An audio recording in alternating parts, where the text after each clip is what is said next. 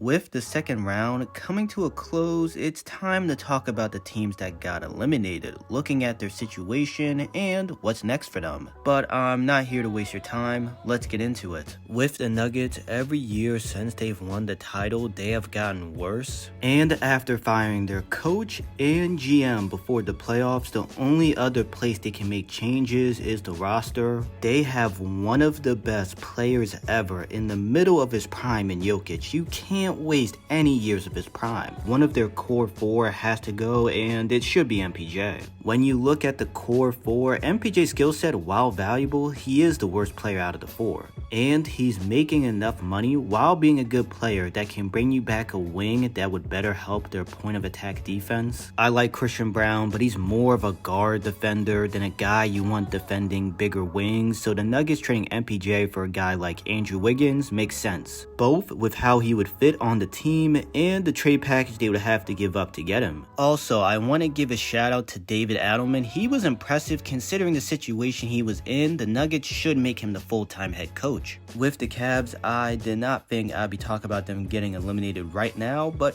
here we are. They just got ravaged by injuries, with Garland missing games 3 and 4 of the Heat series, along with games 1 and 2 of this series, and Mobley and DeAndre Hunter missing game 2 of this round. That was a big reason they fell down in that 0-2 hole, and it just put them too far behind the 8 ball to come back against a very good Pacers team. While them losing in the second round is disappointing, honestly, they don't need to make any rash decisions when it comes to this roster. This team was dominant all regular season, and when healthy, they looked like a title contender. I think this team, if they keep the core intact and improve on the margins, even smallly, they'll be good enough to make it out the East. And with what happened with the team that we're going to talk about next, leaves the East wide open next season. Now, before we get into the rest of the video, I would appreciate it if you could like the video, as it helps the video perform better in the YouTube algorithm, and subscribe to the channel. I would really appreciate it. Speaking of that aforementioned team, with that team being the Celtics, I did not expect at all to talk about them losing in the second round. But the Knicks played better than I thought, so shout out to them. But the biggest thing is Tatum tearing his Achilles, which will keep him out most likely all of next season. Prayers up to Tatum. That leaves the Celtics in a weird spot because this team is made to contend, but without Tatum next season, they're a first round exit at best. I also believe that Al Horford will retire this offseason, so with that and Tatum's injury, what they should do is trade Porzingis and Jrue Holiday this offseason and treat next season as a retooling year where you have Jaylen Brown and Derek White as the two stars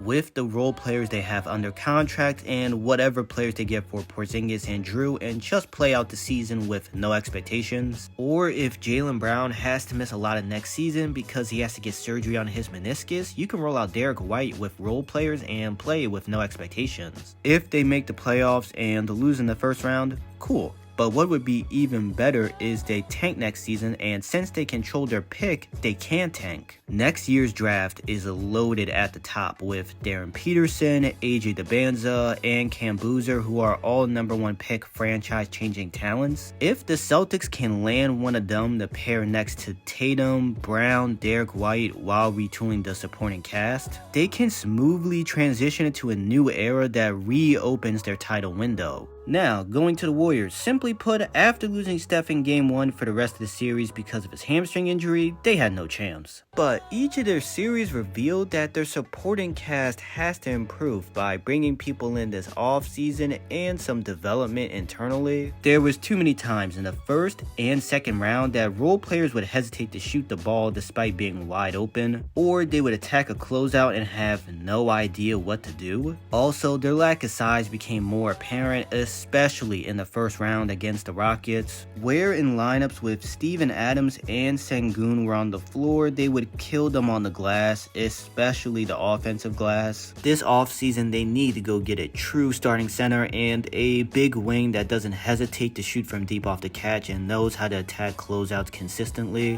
while also having development internally with B-Pods and Moses Moody improving as closeout attackers and Quentin Post improving his closeout attacking and defense. I appreciate you watching the video. Don't forget to like the video and subscribe. Let me know in the comments your thoughts about the second round eliminated teams, how you feel about their situation, and what's next for them. See you on the next one.